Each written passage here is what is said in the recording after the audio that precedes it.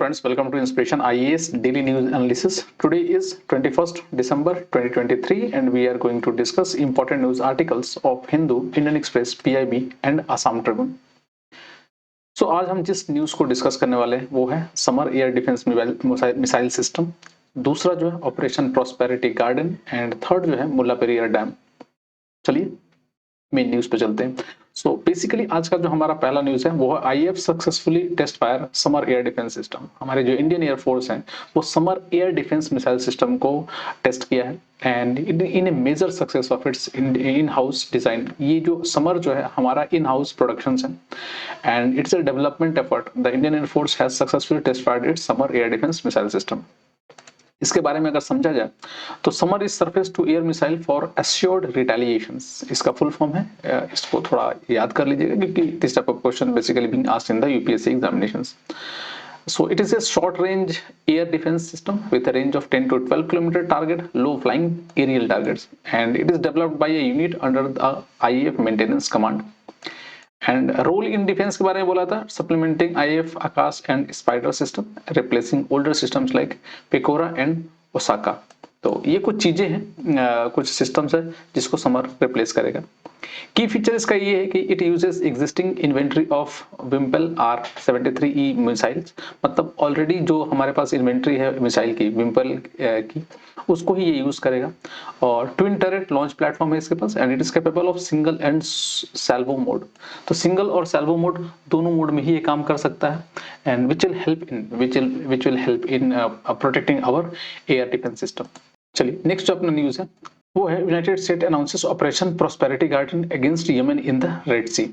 Recently US defence secretary जो Lloyd Austin है उन्होंने अनाउंस किया कि दे are going to create the operations Prosperity Guardian to protect Red Sea commerce. तो Red Sea commerce को protect करने के लिए इन्होंने ये ऑपरेशन लॉन्च किया है and this follows missile and drone attack by Yemen's Iran aligned Houthis. तो हाउथी रेबल्स जो है बेसिकली उन्होंने ये ड्रोन अटैक और इस तरह की चीजों को अटैक करना शुरू कर दिया।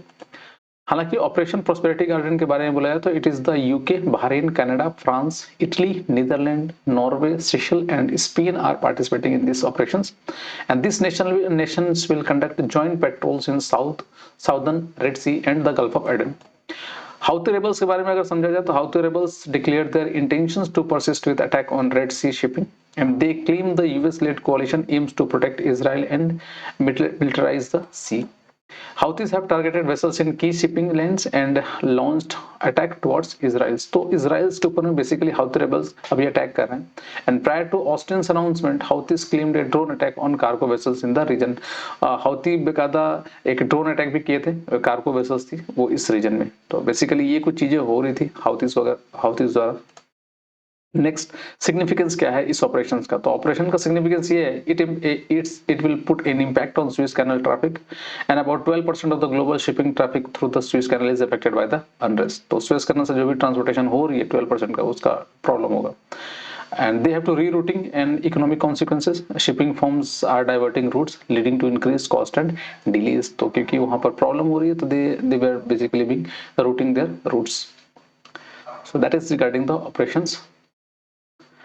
नेक्स्ट जो अपना न्यूज है वो है मुल्ला पेरियार डैम से related and recently Tamil Nadu cancelled the decisions to open the spillway shutters of Mulla Periyar dam after a lull in rainfall and reduce inflow of water to the dam. तो पानी में अगर कम होने के चलते उन्होंने ये स्पिलवे जो शटर है उसको खोलने से मना कर दिया। नेक्स्ट अगर इसके बारे में समझा जाए तो मुल्ला Periyar dam it is a masonry gravity dam on the Periyar river in Kerala and it is located on the Cardamom Hills of the Western Ghats in Thekkady Idukki district and it is operated and maintained by the neighboring states of Tamil Nadu. तो तमिलनाडु इसको maintain करता है। Generally ये केरला से start होता है but it is being maintained by the Tamil Nadu. Operational issues है, the dam is located in Kerala but is operated and maintained by Tamil Nadu, मतलब केरला में है बट इसको तमिलनाडु मेंटेन करता है। And the catchment area of the Mulla Periyar dam itself lies entirely in Kerala and thus not an interstate river. ये interstate river नहीं है, पूरी तरह से केरला में ही ये मुल्ला पेरियार रिवर है। However, in November 2014, water level hits 142 feet for the first time in 35 years. तो 142 feet तक पहुंच गया था पानी। And the reservoir again hit the maximum limit of 142 feet in August 2018 following incessant rains in the state of Kerala. And indeed, the tendency to store water to almost the full level of reservoir is becoming a norm among water managers across state. तो लगभग पूरा पानी यहाँ पर maintain किया जा रहा है या प्रिजर्व किया जा रहा है. तो that is regarding the Mullaperiyar dam. थोड़ा और समझा जाए तो डिस्प्यूट क्या है. तो Supreme Court judgment came in February 2006 has allowed Tamil Nadu to raise the level of the dam to 152 feet after strengthening it. ठीक है. And responding to it, the Mullaperia Dam was declared an endangered scheduled dam by the Kerala government under the disputed Kerala Irrigation and Water Conservation Amendment Act 2006. For first time, for Tamil Nadu, the Mullaperia Dam and the diverted Periyar water act as a lifeline for Theni, Maduri, Sivaganga and Dindigul and Ramnath district. तो इन सब district के लिए ये जो river है ये एक lifeline है.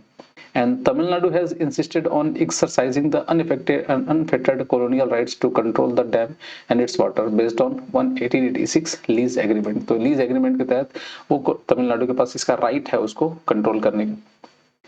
नेक्स्ट लास्ट अगर समझा जाए तो रूल्स ऑफ कर्व इश्यूज क्या है. Basically, a rule curve on rule level specifies the storage or empty space to be maintained in a reservoir during different times of the year. ठीक है.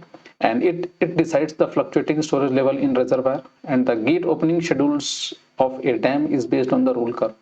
It is part of the core safety mechanisms in a dam.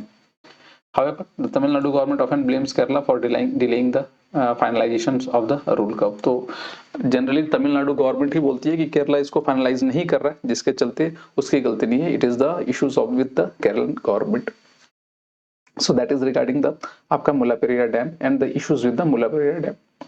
तो ये important है कि ये जो मुल्लापेरिया dam जो है वो है तो केरला में, but it is being maintained by the Tamil Nadu government. So that's all for today in our daily news analysis. आज के लिए इतना ही.